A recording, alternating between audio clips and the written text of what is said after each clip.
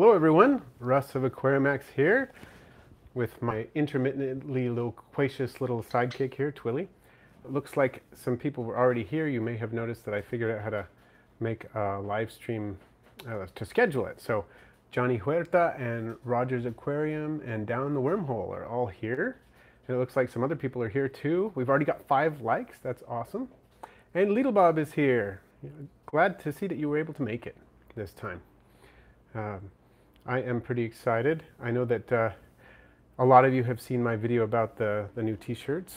Unfortunately, mine's in the laundry, I think, so I can't wear my Isopod t-shirt today, but I'm looking forward to the contest on April 10th. So those of you who haven't entered, go ahead and comment on my latest video about the 7,000 subscribers, and that will be,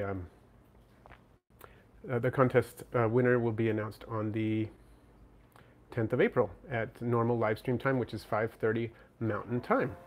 So this is, that's funny. Little Bob says, who's the lovely bird? Buffalo Cat, welcome, hello. It asks if this is my side chick, and that kind of makes sense, doesn't it? Although Twilly is a male, but I see where you're going with that. It's funny. I like that. This is Twilly. Some of you have met Twilly. Hi, Nancy C. Nice to see you back. Twilly is my daughter's bird, but he's friendly with everyone, and he's going to hang out with me. She is at her dance class tonight. Right? Friendly. I say friendly, so he nips at me. Okay. Christopher Neely is in. Made it. Your dirty work t-shirt is dirty. Yeah, it is, because it's in the wash. I get what you're saying. That's funny. I love the humor that we're getting today. Just this early in the live stream, too, which is nice. Okay, Jamie Bonani. Hi, Russ and Twilly. Hi, welcome, Jamie.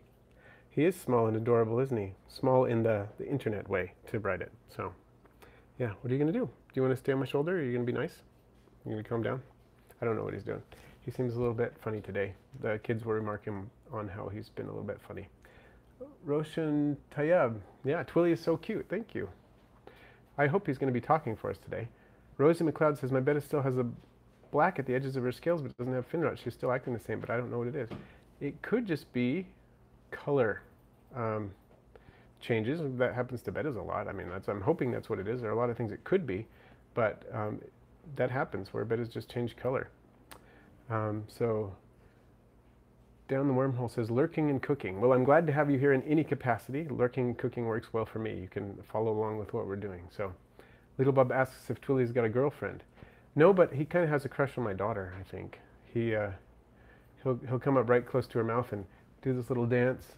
It's really funny. I have on one of my videos, which one is it? Well, I know he's on the Patreon video. There's a little clip of him doing the little dance with my daughter in tandem. It's kind of fun. I may have videos of him somewhere else doing that too. But yeah, Rico's Reef, hello and welcome. I wanted to mention one thing before we get going on other things. Paul Kuntz, hello, welcome. I have decided I'm going to have to go DIY CO2, inject some carbon dioxide in my Anoles tank. It's been a long time since I've done that, but I've decided I'm going to go ahead and do it. I did do-it-yourself CO2 for about 6 years, something like that. I really liked it. It works well for what I want it to do with it, what I want to accomplish with it. It gets the plant growth really going.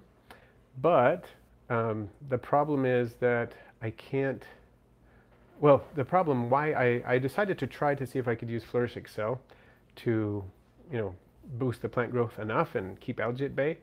I just wanted to do it as an experiment. And I've decided the experiment, I've learned from the experiment that it's not going to work with the particular plant setup and the lighting and everything that I have. It may work for others in different situations. In my particular situation, it's not going to work. And part of the reason is because guppy grass reacts poorly to the Flourish Excel. So I'm going to go ahead and do it. What I haven't decided is whether I'm going to go citric acid CO2, which I haven't tried, or yeast mixture CO2, which I have tried. I did the yeast mixture for years, worked really well for me, and I may go back to that. But the problem is, one of the problems is that my wife is not a huge fan of it because, when you open the bottles, it kind of smells temporarily, but she doesn't like that. And the other thing is that the temperature in my house in general is cool enough so that I'm not sure I'm going to get a really good production from it in the DIY CO2 that I did after a few years, because I didn't add new yeast every time. I just kept the yeast culture going over years, and the yeast, I was selectively breeding the yeast to a certain extent, I guess, and it was working great for me. So I want to see if I probably won't be able to replicate that very quickly, but I might do a water bath, which I've done before, where you basically get a container of water and put a heater in it, and put your bottles in that, and that keeps them warm. I had to do that in Hawaii, of all places, because in my office I had a tank. The air conditioner was down at about 70 degrees Fahrenheit, and it was too cool. So it didn't work until I put the water bath in, and then I got the CO2 really cranking. So I may do that. I'm not sure. I think citric acid CO2 might be better from my wife's standpoint. So I may try that first, and if it doesn't work, I can ask her if I can do the yeast. So I'll start going back to questions. Little Bob says, if he does get a girlfriend, they could nest in that luscious beard of yours. I'd like to see that. Nest of birds in my beard. Esteban's Gaming Empire says, what is a good plant for a morning gecko? Actually, lots of plants. Most terrarium plants work really well for morning geckos, but a couple, I'm just going to shoot off a couple that I have used and that work well. I love to use Ficus quercifolia, the oak leaf fig. That is great for them. They look great in it because it looks like miniature, very light green ivy, so that's a good one to use. I would say another one that you can use is pothos, but only if you have a big vivarium, because it grows really crazily fast. Some of the smaller philodendrons, like the platinum philodendron or the just the common philodendron, are good for them. They like that. They can hide in it well. Any of the Ficus pumilas, like just the normal or the variegated, can work as well. And any type of snake plant, Sansevieria. Those are all good plants for morning geckos. So those are just a few. But Roshan is right. Bromeliads and moss are also good. Rogers Aquarium says, I do DIY CO2 rust. Also, no one fills tanks near me. I can understand that.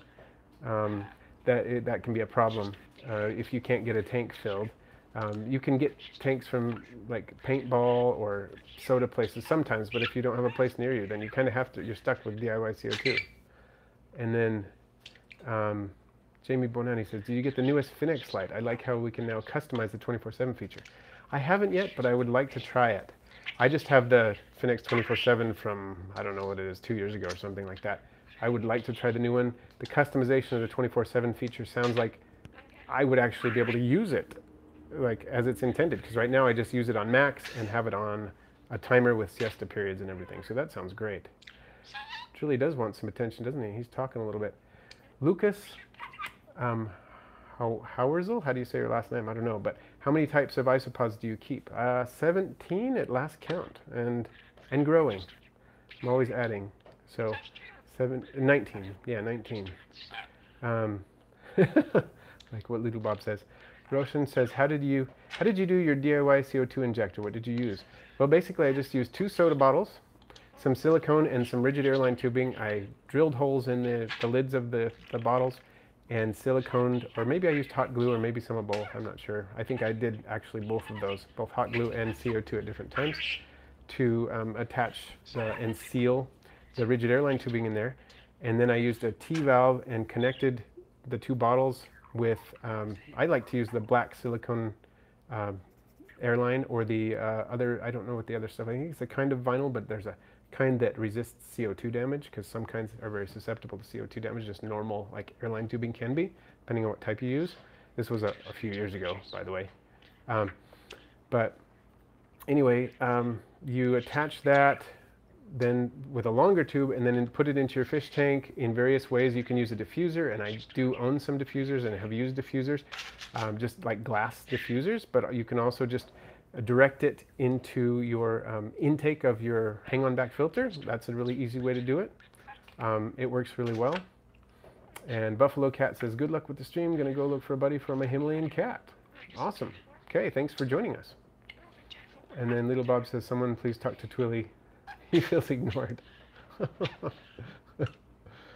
Okay, so that's basically what I did. It worked really well for me, and I did it in tanks anywhere from, I think the smallest tank I ever did it in was like a 4-ish gallon tank. And then of course I didn't use 2 big 2-liter bottles. I think I just used 1, and I used a glass diffuser, which helps keep the levels of CO2 pretty moderate in a small tank like that. I did it in 10 gallons and in 20-gallon tanks. And I think that's the biggest I've ever gone. Once you get past 20 gallons, DIY CO2 can be done, but it gets a little more complicated. You have to increase the volume of CO2 going through. So sometimes people will do a battery of like 4 bottles, or they'll use the really big bottles and things like that. So, hey, hi Twilly, how you doing? See, sometimes he'll stop talking when I talk to him, which is funny. Christopher Neely says, are isopods a viable protein source for fish?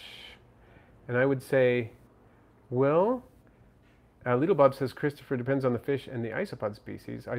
And Lucas says, isopods are friends, not food. Well, I will say that viable, probably not in the sense of sustainable. I mean, fish can certainly get protein from them, and in the wild, fish are eating isopods, aquatic isopods, of course, usually, and probably some semi-aquatic isopods as well. But they're not the best sustainable protein source, first because isopods breed rather slowly. So if you want to produce a large amount of protein for your fish, you're better served to use something else.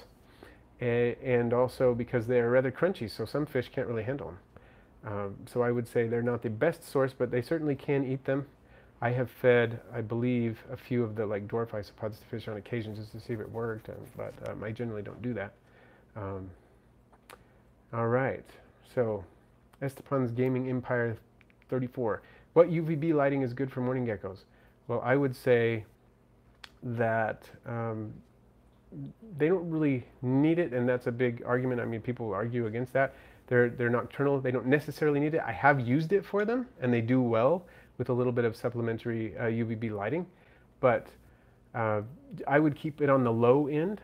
If you they have the different ratings. Some are for like a desert creatures where it's a very high rating, or then you have like a tropical setting where it's fairly high, and then you have maybe like a forest setting where it's fairly low. I would go with a low one because that's what they're likely to be exposed to. They tend to hide during the day in trees. I was lucky enough to see a lot of morning geckos in their natural habitat in Hawaii. Of course, they're not native exactly to there, but they were brought there hundreds of years ago and have lived there for a long time in nature. So I guess technically they're a feral population, but I would find them under tree bark and things like that, in little holes in trees, things like that, and they would hide in those places during the day, and then they would come out at night. So they really don't get a lot of UVB, but a little bit certainly good. I like how their colors get really rich when they get bright lighting and when they get UVB particularly.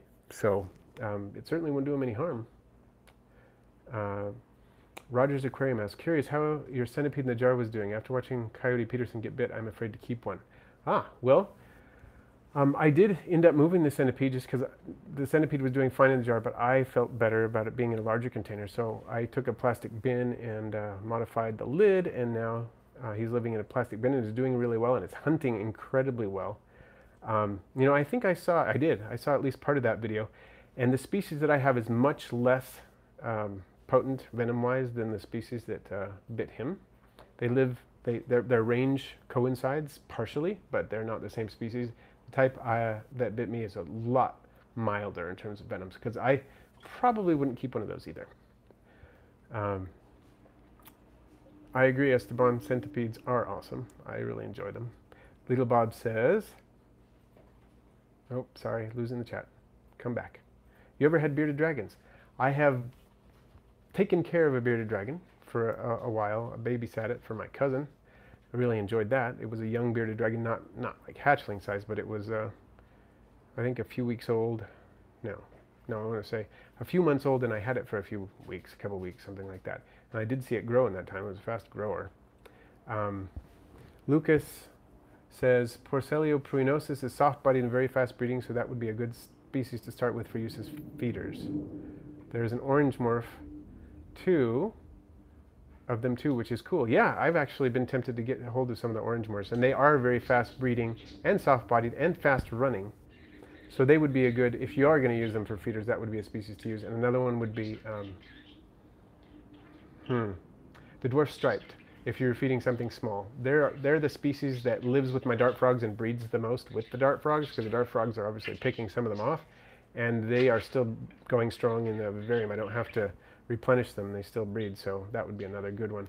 the faster breeding ones are definitely good choices. Elaine Smith asks, what creatures do you have besides isopods, centipedes, and birds?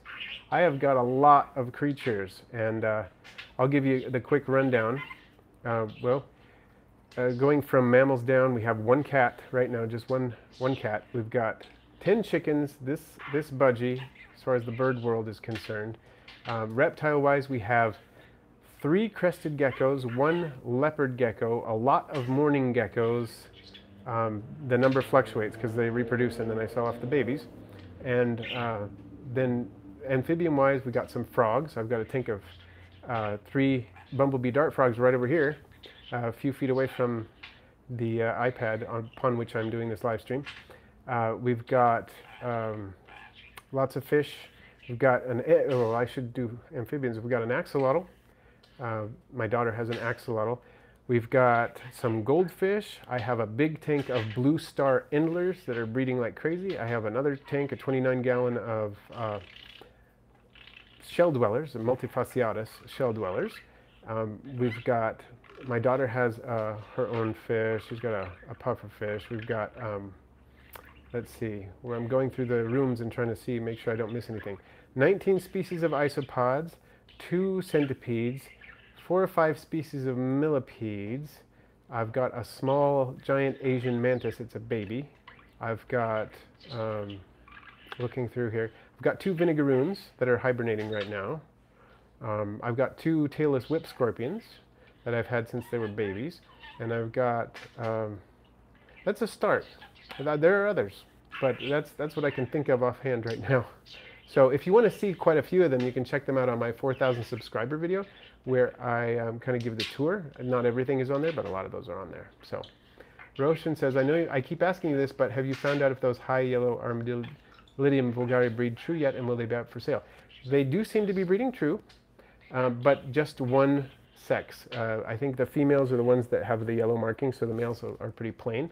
But that's okay. It works like calico. Calico isopods are similar to that, where most of them are just, most of the colored ones are females. So yeah, they are breeding true and they will be for sale. I just need to produce them in quantity now. That's where we're at. I don't have anywhere near the quantity I will need to start selling them. Once I get somewhere around 50 to 100, probably closer to 100 of them, so I have a good base stock and get them in a nice big culture breeding quickly, then I will do so. Yeah, I will have them for sale. And I'm glad you enjoy them. I really like them too. Reptile Enthusiast asks, can I keep different Armadillidium species together? You know what? I don't know because I haven't tried. I'm not sure whether they would hybridize or not. They certainly can live in similar conditions, but I'm not sure. I've heard of people trying it, but I've never heard what the results have been. I've just heard people say, yeah, I'm going to do it. But then I'd never hear what happens.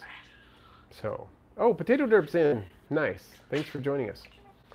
Little Bob says you should get one. They're great starter lizards. I know you're not a beginner to reptiles, but they're fun little lizards. I say little, but they're large enough. Large enough, about 2 foot long at most. You know, I have been tempted on numerous occasions because I really like them. I actually did work with one in a zoo for a while too, and it was really a nice one. I enjoyed it. And it was an adult. But the main issue right now, 2 things, I guess. One is, no, there are 3. Space, heating, and the fact that they would eat so many of my crickets. I culture crickets, but I culture fairly small quantities. So they're more than enough for my leopard gecko and crested geckos and all my inverts that are predatory, along with the mealworms and so on that I raise. More than enough for that, but bearded dragons eat so many, I'm not sure I would have enough. I might have to up my, increase my cricket production. Okay, Lucas asks, what species of centipede do you keep and how big is it? My centipedes, we have 2 now. I just got another one recently. We had the other one for about a year. And they're both Scolopendra polymorpha, the desert tiger centipede from the southwestern US. They actually are native to my state, and I've actually found some in the wild, but it's been years. The ones I have are not I didn't collect them. But the largest this species gets is about 6 to 7 inches, something like that, maybe a little bigger. But that is only certain types, only certain populations or certain localities get that big. And the one I have will probably get 4 or 5 inches, something like that. And The one I have, the biggest one we have is maybe 4.5 inches, and the smaller one is, it's a baby. It's a little over 2 inches long, I think. And I really enjoy keeping them. They're fun. They're incredible hunters. Esteban's Gaming says, would you consider doing a mixed species terrarium? I've tried it on occasion, and I might someday if it were really big. And I have actually done it fairly successfully. I did a mixed species paludarium a long time ago. This was, how many years ago was this? 15 years ago. I had a mixed species paludarium with green anoles, platies in the water section, and a green tree frog. And the plants, I had a couple of different plants I think in there, but it was mostly pothos. And it was kind of an aquaponic setup in a sense, because I didn't really change the water. The plants were absorbing a lot of the wastes, and I had the water running from the water portion over to the other side and then filtering through the gravel that was the base. And then the pothos was rooting in the gravel and in the water section. And it was really, worked pretty well. The anoles were always laying eggs, and at the time I didn't know enough about substrate. This was 15 years ago, and then a lot of things we know about substrate we didn't know then. And they were constantly laying eggs. I had a male and a female anole in there constantly, and we did have at least one of the eggs hatch, but most of the time the eggs would get too wet because of the way I had the substrate, and so most of them did not survive. But it was an interesting setup. I think multi-species terrariums are tricky. You can do it, but I, for a while, did that with my bumblebee dart frogs and my morning geckos, but I decided against it. And when I had problems with that, mostly problems with the lid didn't really suit both species in terms of ventilation and escaping, and I lost some morning geckos that way.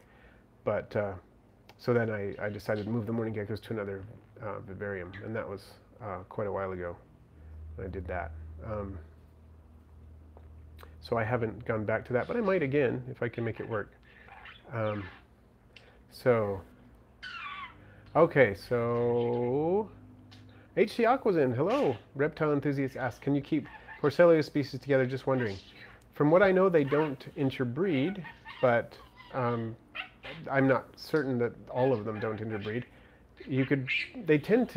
One species tends to outcompete the others is what usually happens from my experience. Although I accidentally kept Oniscus ocellus and Porcellio scabbard together for a while, because when I ordered some Oniscus ocellus, there were a few Porcellio scabbard. They were probably pretty young at the time, and I didn't notice. And as the culture matured, I noticed there were a few in there, and those started reproducing. And I thought, oh, I better get those out and move them. But I didn't for a while, and then they started reproducing. And so pretty soon I had a culture with both species thriving in it, and I decided to take the Porcellio scabbard out, and I did. And now I have, that's my wild type Porcellio scabbard culture is based off that culture. And then I've also thrown some in from breeding experiments with other Porcellio. When I cross the orange with the Dalmatian, for example, some of all of the offspring turned out either gray or calico, and then their offspring, some of them are actually just gray, and so I put some of those in there as well. Potato Derp says, I know mantids lay ootheca even if they haven't mated. Are the eggs infertile, or they just hatch as clones of their mother like some other arthropods? From what I know, and there may be other species that do this, but Brunnerea borealis, the stick mantis from the southern U.S., is a species that is parthenogenic and will produce clones of itself. But that is the only species I know of that does that, and there may be others. I actually caught a Brunnerea borealis, one of those stick mantids, in Texas when I was there as a kid, and I didn't know what it was at the time. But at first I thought it was a stick insect and looked at it closely and said, nope, this is a mantis, this is amazing. But didn't know what species it was or anything until years later when I discovered that must have been a Brunnerea borealis. So there is a species that does that. So Lucas catches Scolopendra polymorpha in Arizona. Awesome. I need to come herping with you, flip some rocks. Legal Bob says, locusts, hornworms, and dubias. I wouldn't feed them crickets. They eat loads of them. They don't have much meat, mostly indigestible shell. See, that's another issue. And I would feed, if I could breed roaches, I would probably have an easier time keeping bearded dragons, but my wife doesn't want me to keep roaches. Alex is Aquatic. Hi, welcome.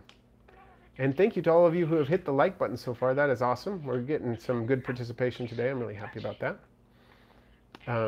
Lucas says you can keep most species of isopods together to avoid hybridization. I only keep isopods of different genus together. I got pictures of the setup on my Instagram. Cool.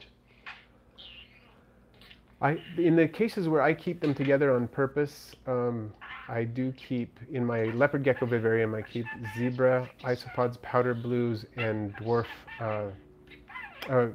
jungle micropods together, and they seem to do okay. But they're very not close related at all, so. Okay. Okay. So Joshua's Carnivores, can you please address the ethical issues with shipping terrestrial invertebrates, and why it is ethical to ship them in the mail? Okay. Well, I think there's a couple of things. One, we have to look at legalities, and different places have different legal issues with that. Generally, venomous vertebrates are pretty hard to ship, but I know that tarantula fanciers, I'm not one, and I've never shipped a tarantula, nor do I plan to. They seem to have it figured out. And I guess they say it's kind of a legal gray area with that one. With other venomous ones, I would avoid doing any dangerous invertebrates myself. But most invertebrates are constructed in such a way that shipping them in the mail is pretty safe for them and not terribly stressful. It's I'm not going to say it's completely stress-free. My life is not completely stress-free either. But every time I ride the bus to work, for an hour every day, that's not free of stress.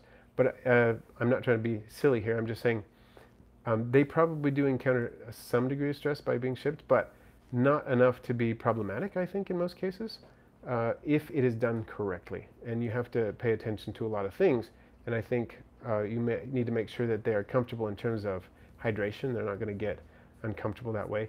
Most invertebrates can be shipped either with something that they can eat, or they don't need to eat for that period of time. Like, there are a lot of invertebrates that I own that only need to eat once a week, if that often. So being shipped for 2 days in the mail is not a big deal. And then in terms of stress from movement, there are lots of ways you can mitigate that. And one of those is just by padding the box they're in very, very well, which I've learned to do as I've been shipping things. And, isopods, for example, are really, really good at shipping, and there really aren't that many problems with shipping them, except for, tropical species can be a little bit difficult to ship when it's cold, but including heat packs and things like that, or cold packs in the summer, can help mitigate issues there. So I think those are some of the issues. You really have to be careful shipping invertebrates, make sure that you address those issues, but if you do, I think it really is a pretty low stress kind of thing for them. Camellia Stevens is in, just made it, thank you. Esteban, thanks for joining us. Sorry you had to go, but glad that you came. Reptile enthusiast too, thank you. Little Bob says, dubias can't climb smooth surfaces and hornworms don't move much at all. Right, I always talk to my wife about, well, not always, but I have mentioned the fact to my wife that dubias can't climb smooth surfaces and can't fly and will not breed at the temperatures that we encounter in our house, especially in winter. But she understands that I'm telling the truth, but at the same time she's like, they'll find a way. Like in Jurassic Park, you know what I mean? Hornworms I might actually be able to do, but I don't know. I ought to look into breeding things like hornworms and silkworms, at least to try it. I'd like to try it at some point. Rogers Aquarium says, I watched a really old videos of yours, or perhaps it was a podcast, and you talked about using new salt for potassium. I was curious what were the results and if you still use it.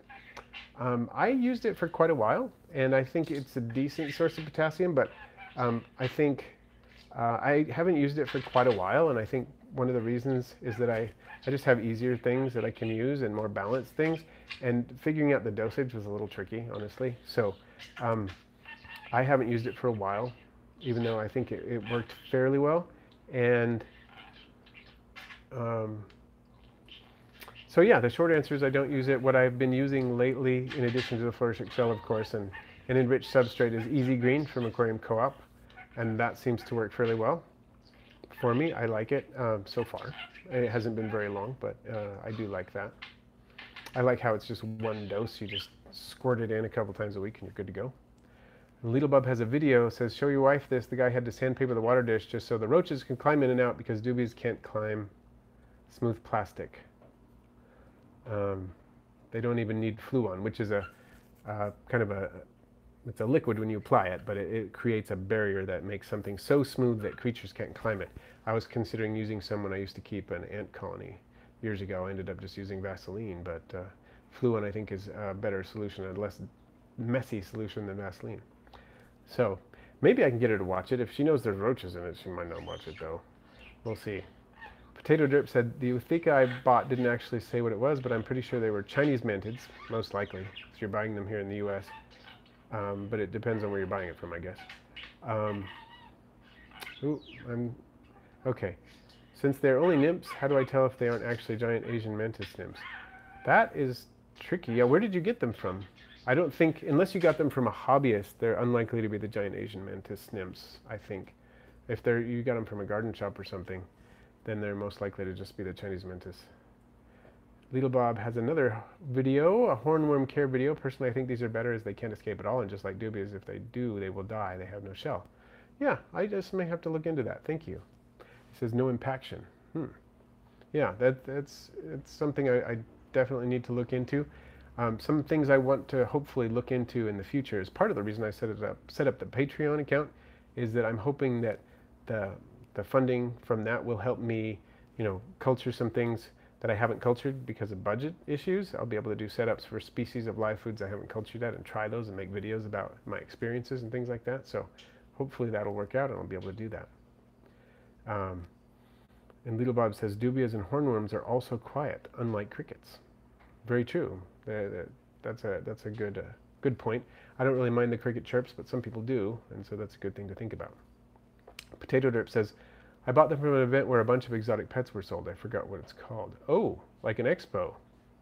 Ah, okay, well, a lot of options, and it could be a lot of different species. Little Bob says, also dubias will clean their own dead, and the babies need some of the waste to eat and hide in. Another good point. Cleaning up after crickets is something I'm not terribly fond of. I do that every Tuesday, so I'll be doing that today. I don't really like doing it, but I have to. And it's with roaches, you don't have to clean up as often as you do with crickets. You have to clean out the bin every week, pretty much, or you'll get large die-offs. So that is another advantage of roaches. I'm converted already. If I could get my wife to do it, I totally would. So Reptile Enthusiast says, I want to breed millipedes, and I know they're hard to tell their gender. So if I'm ordering millipedes, how many would I order? Like 1, 3, 5, etc.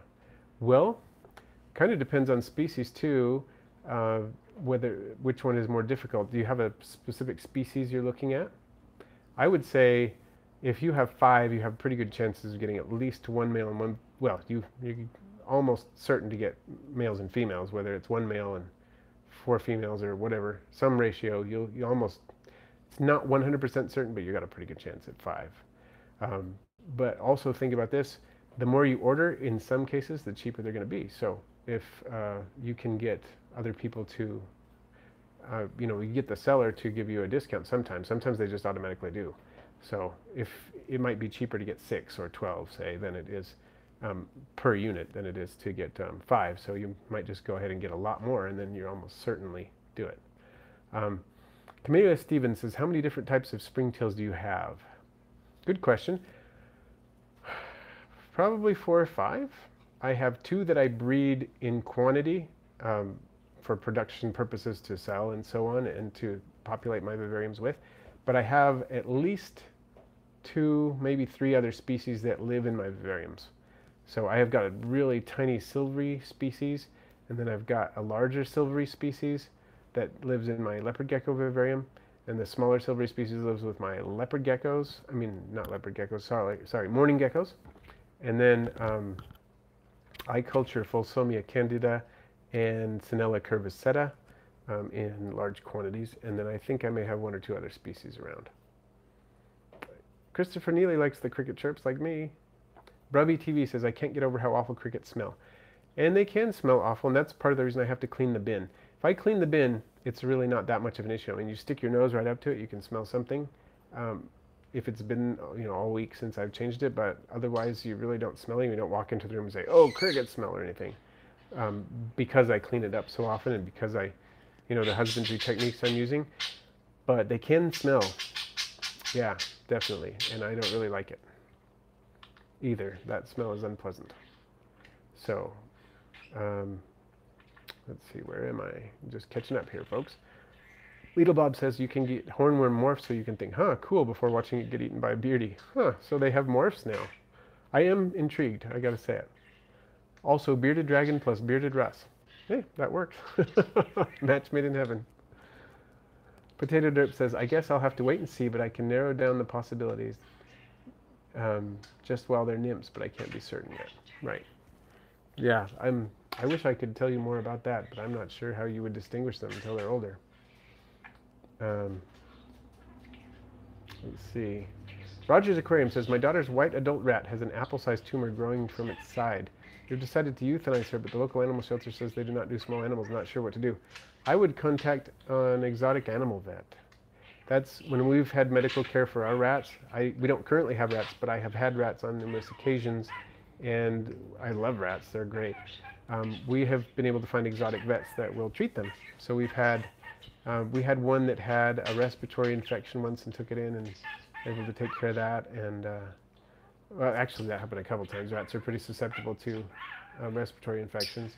And then we did have to have one euthanized at one point when it was really old and had just lost quality of life with various health issues. So that's what I would suggest if you can find an exotic animal vet. Lidl Bob says, dubias and hornworms smell of nothing. That's good.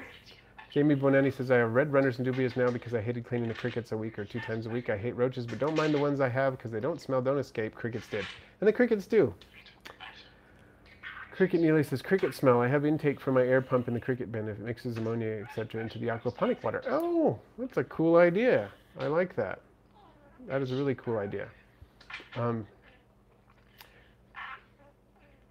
Maybe I should work into that because I'm planning on doing aquaponics at some point. Yeah, the crickets never escape from the bin per se, like while it's closed, but every time I open the bin to deal with crickets, I usually have 1 or 2 hop out, and there's nothing I can do about it except for have a kid stationed nearby to grab the crickets, which I sometimes do. But I love your idea, Christopher. I got to try that. Camila Stevens says, I keep 5 different species, 2 of which I collected wild and cultured back when I was in university. One species just sort of showed up and I started culturing them as well. Oh, which species? Powerful ants. Yes, you caught a live stream. Excellent. Jamie Bonanni says, my other half doesn't know I have the roaches. He did see them in the frog's food bowl and asked what they were. I just told him like crickets, but don't make noise or escape like crickets. Little Bob says, I live in Ireland and my ma hates crickets, so when one escaped and we had to listen to them for a week, we had to get rid of the culture before I got my neck broke. Oh no. Reptile Enthusiast says, are you going to keep any beetles in the future, like harlequin flower beetles, ironclad beetles, stag beetles? I might keep some. I'm pretty interested in keeping some, maybe some death feigning beetles. I love tiger beetles. I used to catch tiger beetles when I was a kid. I know there are some obstacles with legality with some of the really fancy beetles, but there are some native species that I can keep without a problem. So I may do that. Paul Kuhn says, do you have trouble with your leopard gecko never coming out since you changed the substrate? Actually, the leopard gecko comes out more since we changed the substrate. She always comes out in the evening. She does a little prowl around to see if we're going to feed her. And she seems to like to kind of let us know, I'm out, I'm ready to go. Are you ready to give me any food? And comes out at various times in the morning too. She usually kind of does a morning and an evening walkabout, which is cool. So yeah, I haven't had any problems with that. I feel like if anything, she comes out more. And to be fair, we probably see her more because we have her right in a corner of the kitchen. And we probably see her more than we did when she was in the critter room because we're all out and about at dinner time and things like that and at breakfast time. So we probably see her more, but she does seem to be out more. Nicole Jackson said, would zebra isopods do well in a morning gecko vivarium? I like the look of zebra isopods, but I don't know if the environment would be suitable or they would all get eaten by the geckos. Okay, I'll tell you my honest opinion. This is a guess because I haven't tried it with that species, but I have tried it with giant orange isopods or Spanish orange isopods, and they all got eaten. And this happened to the breeder I got my morning geckos from too. The same thing happened. So I would say I probably wouldn't try it with the zebras. I'm guessing they're going to eat them. The only species that I've had really do well with the morning geckos are the jungle micropods, because they're so small and secretive and they burrow. I think that's why they do well in there. Well, actually, that's not true. Did okay with the dwarf striped as well. Those two species seem to do well. But I don't think the zebras would do well. And also, depending on the ventilation, the zebras need somewhat higher ventilation than some species. So if you're on the high end of ventilation, they'd probably be fine to that in respect to ventilation, but maybe not in other ways, just that they're going to get eaten. Okay, so Camila Stevens says a platinum white species that resembles the tropical pink in the hobby. Oh, okay, cool. So you've got quite a few different species of springtails. Christopher says, I learned the ammonia air pump from chicken farmers. That makes sense. That's a cool idea. Lucas says, darn, I got to go. Glad I finally got to watch one of your live streams. How often do you live stream? Well, I live stream, I'm trying to do every Tuesday. I'm actually going to do a live stream this Saturday. And I'm not sure exactly when yet. I'll put a notification out so you can check it out. But look for a live stream this Saturday, because my wife is going to be at a workshop most of the day. And so I'm going to take advantage of that time to do that, because I won't be able to hang out with her, which is what I usually do on the weekends. I'm going to take some of that time to do that. So hopefully that pans out and a lot of people are able to join. But yeah, every Tuesday at 5:30 Mountain US time, I try to do a live stream, and I'll do an extra one this weekend on Saturday. Probably Saturday morning my time. Lidlbub says, Russ, use my arguments here to convince your wife to get hornworms or dubias. I may see if I can broach the hornworm thing. I don't know if she'll do the dubia thing. Okay. Paul Kuntz says, I haven't seen mine in a while. Makes me nervous trying not to change my setup around, but it never comes out to eat, but it's definitely alive. Don't know how long I should wait. Well, one thing, if you're not seeing it, let's see, are you talking about, which one are we talking about? Which species? Your leopard gecko, okay. Never comes out to eat. It's definitely alive. I don't know how long I should wait. Well, what is the temperature in there? That's curious. Yeah, I mean, they're going to need a little bit of time to settle in maybe, but that's kind of worrisome. If it's not getting warm enough, that could be a problem. It's just kind of brumating. Little Bob says, when's the last time we've seen your wife here? For a live stream, a long time, because, yeah, we've been really busy with kids in dance and in drama and all kinds of things. And my wife, Kelly, does she teaches dance and she takes dance in the evening, so she's gone 1 to 2 times a week for that, depending. And so it's been a while, because that's when I usually do my videos, when she's gone, so that we can maximize our time together when we have it. Potato Derp says, why do my buffalo beetles refuse to eat anything other than fresh insect corpses? You know, mine, and you're talking about Alphatobius diaporinus, right? The buffalo worm beetles. Mine, that's weird. Mine would eat just about anything when I had those. That's interesting. Reptile enthusiast, have you kept any crustaceans? Yes, quite a few. Isopods are technically crustaceans, so I have those. I have bred various types of shrimp, and I have Ophiuchus shrimp from Hawaii right now, and I've had other types of crustaceans too. I've had crayfish, I've had, gotta think what else I've had. Amphipods, those are crustaceans, and I breed those right now. Daphnia, a lot of types of vernal pool organisms that are crustaceans, like fairy shrimp, triops, clam shrimp, that kind of thing. So yeah, quite a few crustaceans, probably others too. Christopher Neely, Saturday sounds like a good time to sneak in dubious. Yeah, the other day I was joking. What was I joking about? Oh, I was with the pets at the pet store with the kids, and I said, why don't you, I saw some Madagascar hissing cockroaches, and I said, why don't we bring these home and surprise Mama? But I was just kidding.